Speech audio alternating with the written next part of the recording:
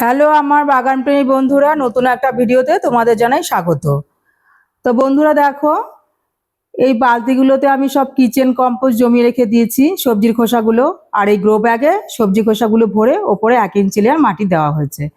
তো এইখানে কিন্তু আমরা যে কোনো সবজি চারা লাগাতে পারি।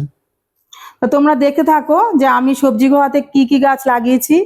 এই দেখো চেরি টমেটো গাছ লাগিয়েছি, আর এই চেরি টমেটো গাছে দেখো কত সুন্দর টমেটো হয়েছে। আর গাছগুলিও কত সুন্দর সবুজ সতেজ।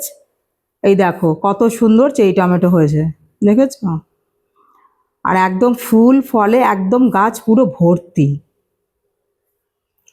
তো তোমরা দেখতে থাকো, আরও কিছু টমেটো গাছ আমি সবজির খোসাতেই বসিয়েছি, সেগুলো তোমাদের দেখাবো।